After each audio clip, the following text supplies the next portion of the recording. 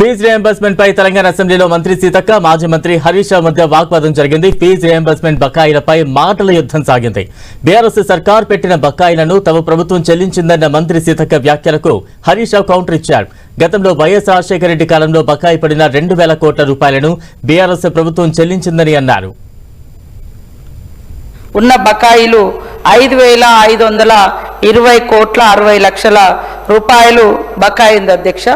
ఇందులో మేము గత ప్రభుత్వంలో అన్ని క్లియర్ చేసినామని మాట్లాడిండ్రు. 4,341 కోట్ల 50 లక్షల రూపాయలు మీరు బకాయి పెట్టిపోయినరు.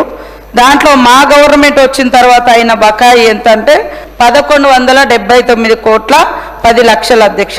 ఇప్పుడు కూడా మా ప్రభుత్వం ఎడ్యుకేషన్కు మరి ప్రయారిటీ ఇస్తుంది కాబట్టి తొందరలోనే ఈ బకాయిలు చెల్లించే విధంగా మేము చేయడం జరుగుతుంది అధ్యక్ష. Government is a continuous process అని చెప్పి ఆ రోజు 2,000 కోట్ల రూపాయల బకాయిలు బీఆర్ఎస్ ప్రభుత్వం చెల్లించింది.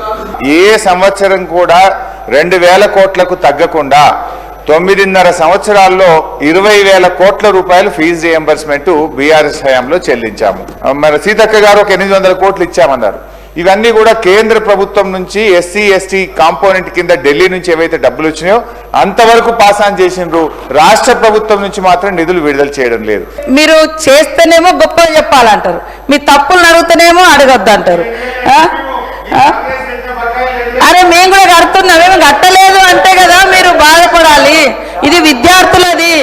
ఇది విద్యార్థుల కోసం కాబట్టి అందుకనే బాధ్యత ఉన్నటువంటి నాయకుడిగా మా డిప్యూటీ సీఎం గారు పిలిచి వాళ్ళతో మాట్లాడి మా సిచ్యువేషన్ ఇది ఉందయ్యా, మీరు విద్యార్థులను ఇబ్బంది పెట్టకండి అని వాళ్ళతో మీటింగ్ పెట్టడం జరిగింది. వాళ్ళకు అష్యూరెన్స్ ఇవ్వడం జరిగింది. కాబట్టి మేము ఆపుతామని అనడం లేదు, ఇస్తున్నాము. కంటిన్యూస్ ప్రాసెస్ అనేది బిల్స్ అనేది. కాబట్టి ఖచ్చితంగా దశల వారీగా తొందరలో ఇవ్వాలని మా సీఎం గారు కూడా ప్రత్యేక ఇంట్రెస్ట్ తోటే ఉన్నారు.